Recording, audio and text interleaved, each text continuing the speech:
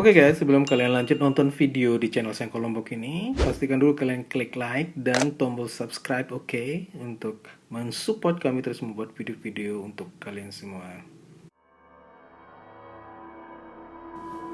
Hai guys, assalamualaikum warahmatullahi wabarakatuh. Kembali lagi dengan saya, channel Sengko Lombok. Kali ini kita juga akan tetap membahas tentang Kris. Yang kemarin secara universalnya, filosofi Kris sendiri seperti apa.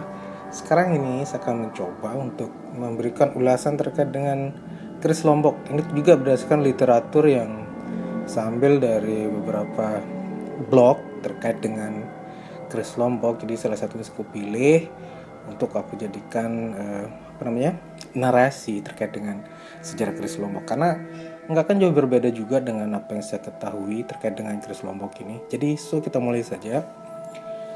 Jadi Kris Lombok itu adalah kris pusaka tanpa empu, karena di Lombok tidak ada empu yang terkenal seperti halnya di Jawa seperti empu gandring, empu supo, dan banyak empu-empu lainnya yang memang terkenal dalam membuat kris. Tapi kalau di Lombok itu memang nggak ada yang terkenal.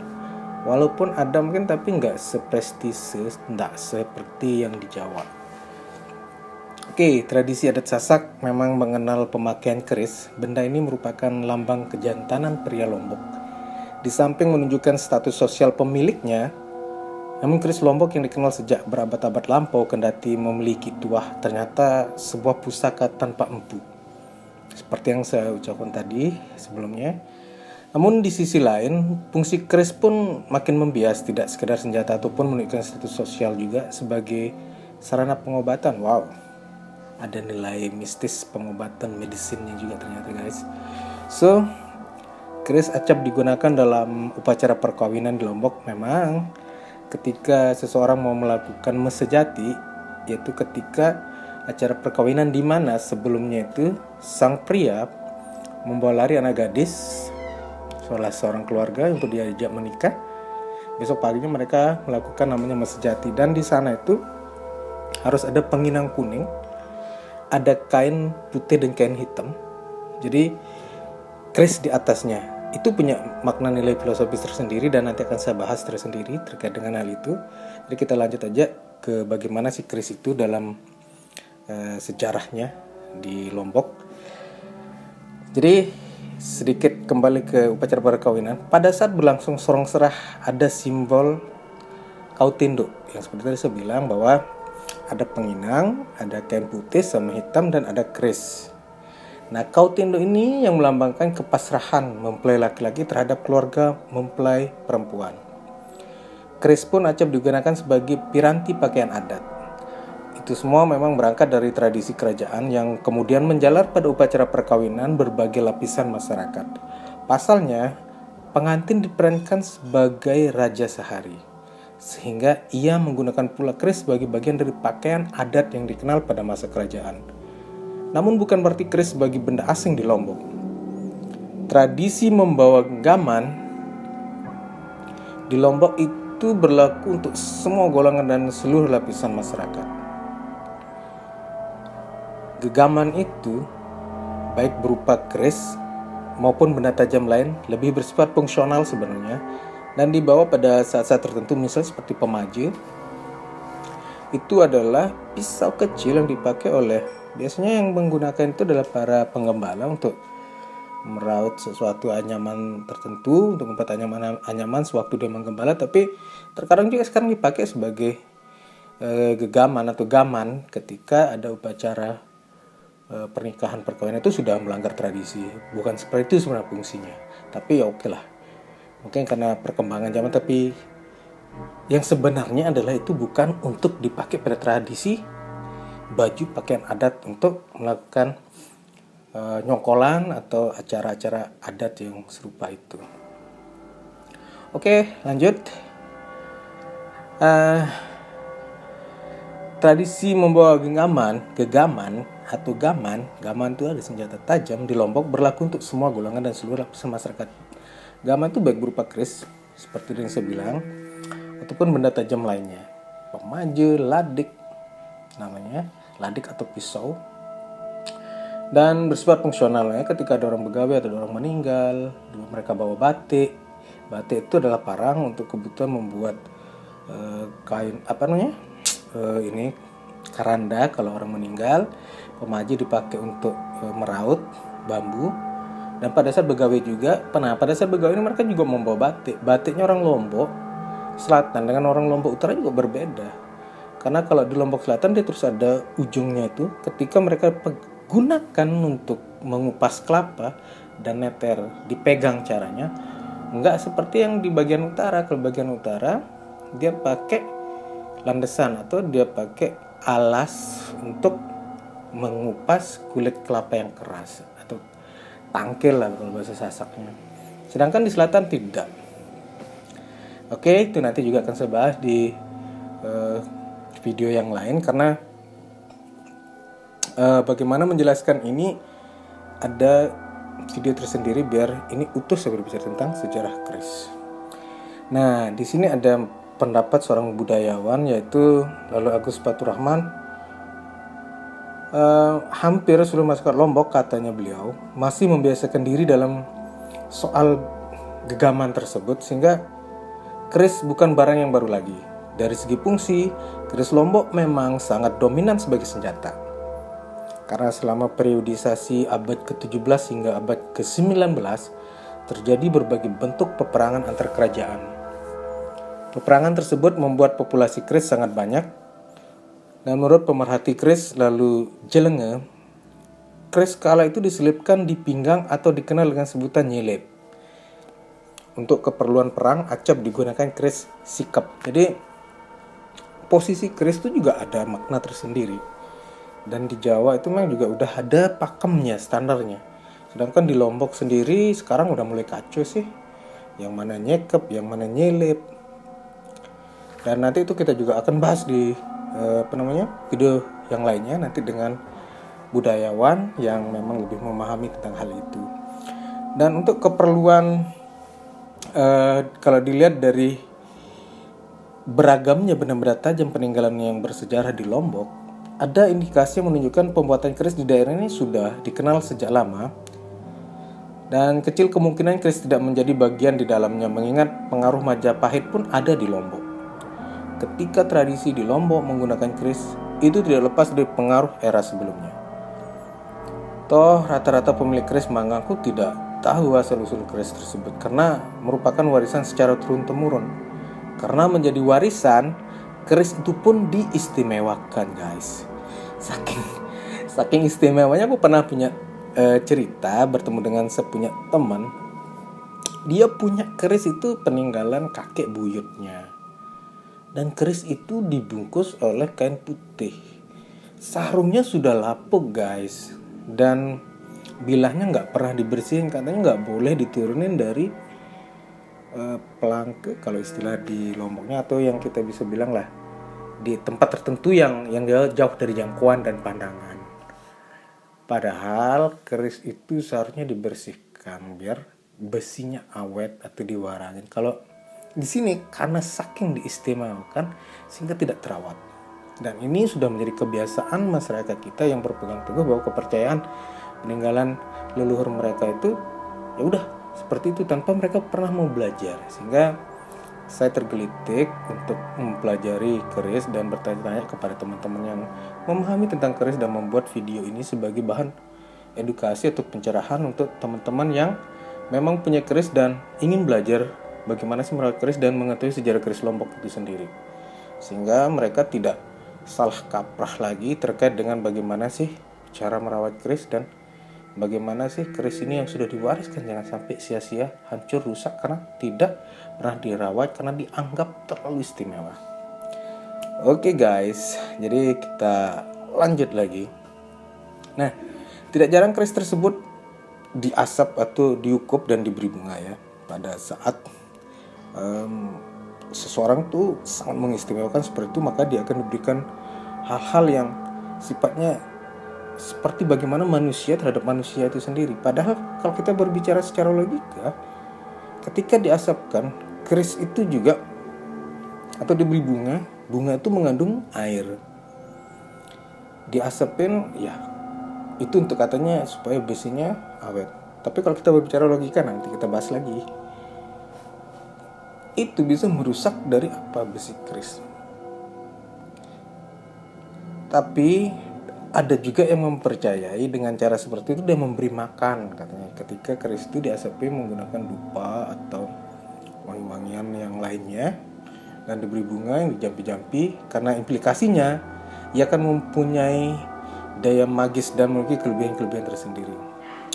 Walau alam bisawab, karena saya tidak berbicara tentang mistis dari keris saat ini, tapi saya ingin menunjukkan bahwa eksistensi keris itu sebagai sebuah perlambang benda yang menjadi kebanggaan dari salah satu budaya tertua yang ada di Lombok dan di Indonesia terutama.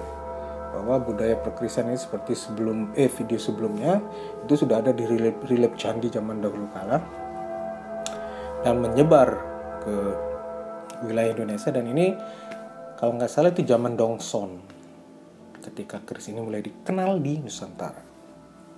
Oke guys, kita lanjut. Menurut peneliti keris Abbas Surya, keris tergolong mendapat kedudukan istimewa di hati masyarakat. Di samping karena bentuknya yang artistik, pamornya membangkitkan sugesti. Ya, banyak banget pamor itu. Dan pamor itu katanya ada pamor pemilih dan ada pamor yang bisa dipegang oleh siapa saja. Dan acap kali dianggap bertuah guys. Padahal tuah tidak hanya terdapat di keris, melainkan juga pada benda-benda lain. Saya sering guyon gitu.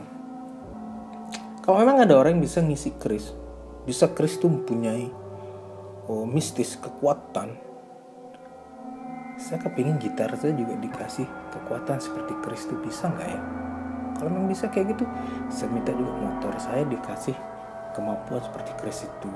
Saya punya ballpoint juga, saya punya laptop juga, kamera juga. Saya kepingin dibuat magis seperti keris itu, kalau itu memang bisa. Ya, mungkin ide saya ini mungkin terlalu nyeleneh gitu ya, tapi kalau memang bisa lah, karena dari pembahasan video sebelumnya bahwa doa itu bisa di mana saja. Dan siapa yang mampu untuk melakukan itu, ya saya kepingin lah gitu kan. Oke guys, forget it dah. Jadi kita lanjut saja ini ke sejarah keris. Padahal kita tahu sendiri ya, tuah tidak hanya terdapat pada keris ya, tapi bisa dengan benda yang lain. Nah, karena itu keris sering digunakan juga sebagai media pengobatan guys. Abbas Surya sendiri mengaku memiliki keris naga yang juga dipergunakan sebagai media pengobatan, katanya beliau.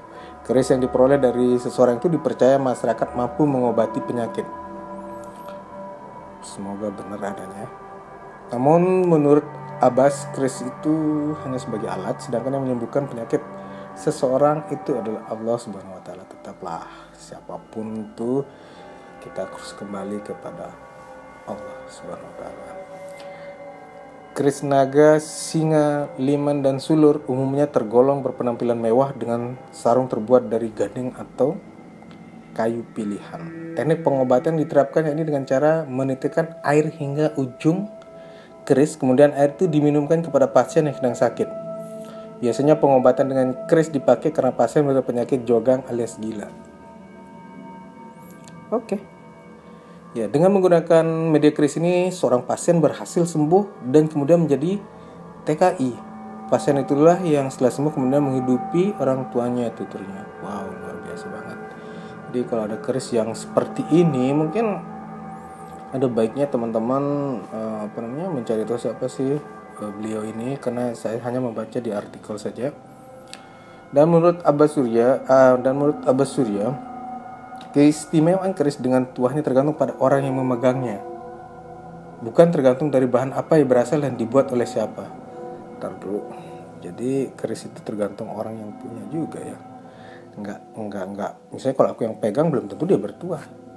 Oke, kita lanjut. Berarti ini keris pemilih. Namun kadang-kala seseorang merasa cocok dengan keris itu dan tuah bisa dengan sendirinya muncul setelah dilakukan beragam keistimewaan terhadap keris, ujar beliau. Sering pula terjadi keris bisa memakan tuannya jika cara-cara yang dilakukan tidak tepat. Misalnya cara mencabutnya. Oh ya, ini terkait dengan etika keris ya. Etika memegang keris dan bagaimana mencabut dan mengeluarkan keris dari warangkanya. Keris yang dibuat dengan pertimbangan keseimbangan bisa dengan mudah dimasuki tuah. Salah satu yang bisa dijadikan alat ukur yakni keris itu bisa berdiri dalam jangka waktu lama ketika ujungnya disentuhkan ke lantai atau meja. Dari ratusan keris yang dikoleksi di Museum Negeri NTB, Nusa Tenggara Barat, Provinsi Nusa Tenggara Barat, terdapat 2-3 keris yang bisa berdiri seperti itu. Harga keris yang memiliki keistimewaan semacam itu bisa mencapai ratusan juta. Wow, gila guys. Ternyata keris yang besinya seperti itu, besi tua, kalau orang bilang besi tua, tapi udah punya tuah. Harganya sampai ratusan juta. Selain keris-keris yang berpenampilan mewah, terdapat pula keris Lombok yang cukup polos dan berukuran kecil yang dikenal sebagai keris selepan. Keris tersebut biasanya diselipkan di pinggang bagian depan di balik baju. Oleh warga Lombok, keris semacam ini sering digunakan sebagai azimat. Gak jauh beda ya sama yang ada di Jawa. Dan menurut Kepala Museum Negeri NTB, Bapak R. Joko Prayitno, beliau ini mungkin pada saat itu di tahun 2012 mungkin masih jadi kepala museum atau sebelum itu. Tapi di artikel ini memang udah lama artikel ini saya baca, karena salah satunya yang saya dapetin sumbernya yang ada adalah artikel ini. Jadi mohon maaf guys kalau seandainya informasi di artikel ini tidak lengkap atau kurang lebihnya ada yang keliru atau salah, nanti tolong untuk dikoreksi ya. Sebagian besar keris yang ada di Lombok, kata beliau itu datang dari Bali dan Jawa. Dari 260 keris yang tersimpan di museum, misalnya lebih dari 200 merupakan keris Lombok, sisanya keris Sumbawa dan Jawa. Namun belum bisa dikatakan keris itu dibuat di Lombok. Nah, ini yang saya maksud tadi bahwa keris Lombok itu adalah keris tanpa empu seperti dengan yang di judulnya. Karena bisa saja keris itu datang dari Jawa dengan pengaruh perdagangan zaman dulu, kan kita nggak tahu. Karena kalau ada keris di Lombok yang asli ciri khas Lombok itu seperti apa, nanti mungkin akan ada pencerahan selanjutnya yang akan kita dapatkan dari beberapa artikel, sehingga ada sedikit ciri khas dari keris Lombok itu dan keris Bali itu maupun keris Jawa itu, di mana terjadi ada sedikit perbedaan mungkin dari bentuk. Kalau pamor aku rasa sama, terus mungkin dari warangkanya atau dari handle-nya. Nanti kita akan ke arah sana juga. Oke guys, lanjut. Jadi dikatakan keris Lombok memang belum tentu dibuat di Lombok sebab belum ada bukti material pembuatan keris di Lombok. So, kita juga sebagai anak Lombok perlu untuk melakukan eksplor terkait dengan hal ini. Karena kita juga harus mencari. Kalau saya sih, secara kebetulan memang saya menemukan tempat pandai. Dan itu ada di Desa Sengkol di Gubuk Belung, namanya Belung Pandai. Dan di sana bukti material terkait dengan adanya material serpihan bunga-bunga api waktu pensepongan besi itu masih ada. Sehingga besi yang sudah ditempa yang masih bakal itu namanya kodokan itu masih ada juga kemarin aku temukan. Jadi kalau bicara empu, dan ada kisahnya juga bahwa kerisnya Datu Jonggat atau Raja Jonggat pada zaman dulu itu pernah patah dan disambung di Gubuk Pandai di Desa Belung.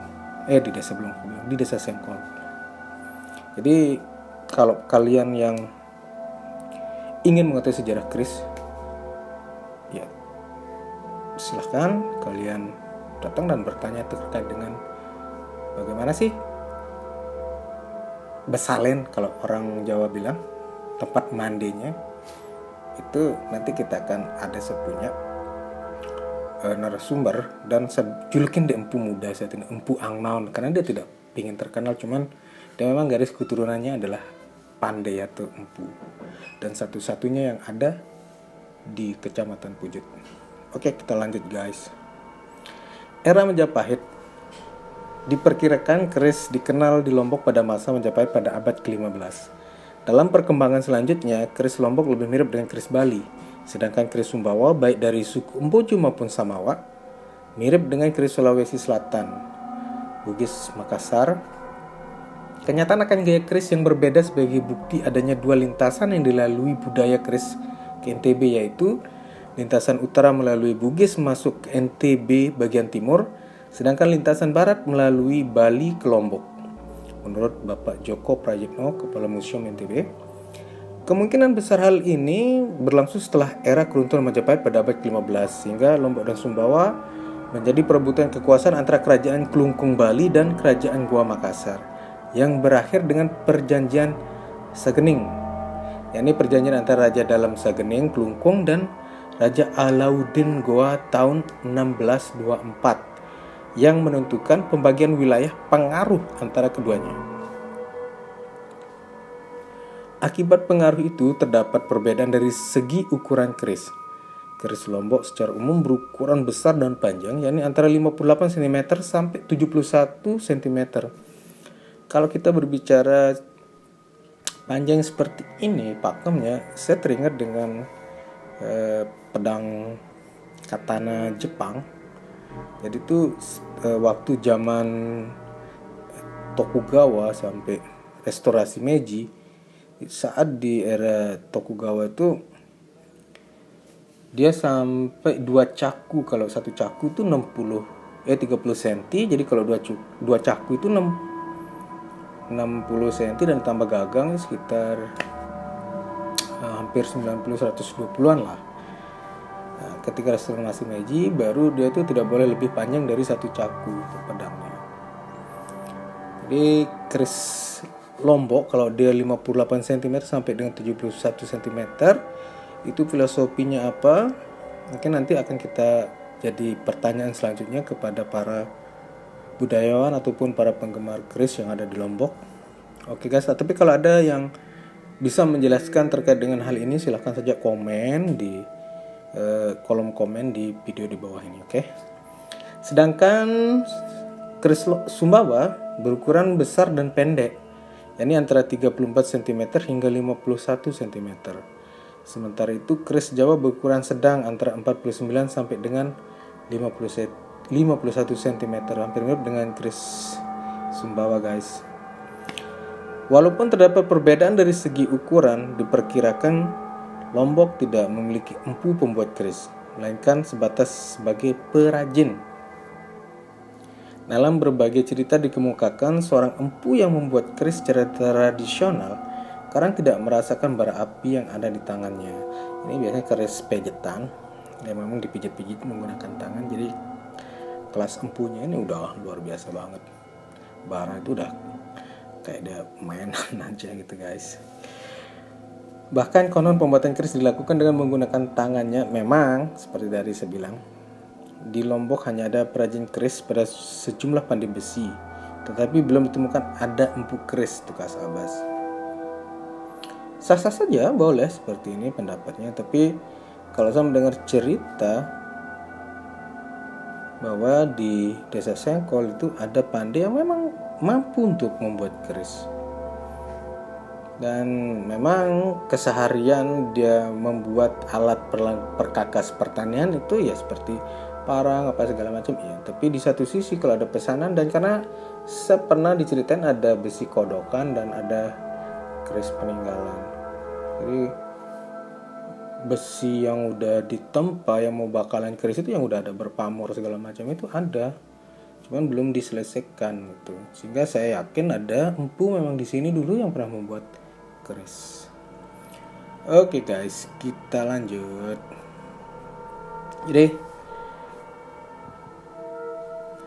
mungkin ini yang bisa saya sampaikan untuk sejarah keris Lombok. So nanti untuk selanjutnya saya akan coba lagi menggali informasi yang lain biar kita membuka ruang diskusi lebih panjang dan lebih menarik lagi, sehingga ada bahan pembicaraan kita selanjutnya. Terima kasih guys, terima kasih kalian telah mensubscribe dan menonton video channel Sengko Lombok, dan stay tune terus untuk dapatkan video-video terbaru dari channel Sengko Lombok. Dan jika video ini bermanfaat, silahkan kalian bagi kepada teman-teman yang lain di medsos kalian agar mereka juga tahu bahwa channel Sengko Lombok membahas tentang keris. Dan di sini kita membuka diskusi terkait dengan apa sih keris itu, dari mana sih keris itu, siapa sih yang membuat keris. Artinya kita berbicara sejarah. Wassalamualaikum warahmatullahi wabarakatuh. Dadah.